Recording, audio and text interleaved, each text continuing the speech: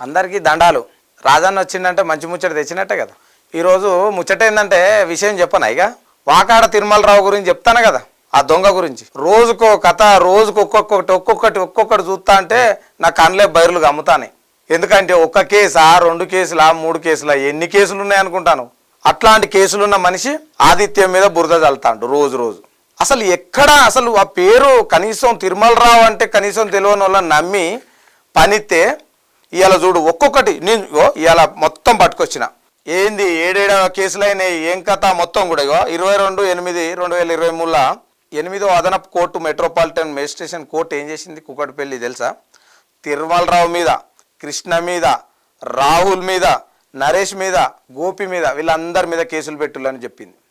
వీళ్ళ మీద అప్పుడు కూడా 448, 427, 506, 34 IPC కింద వీళ్ళ మీద కేసులు నమోదైనాయి.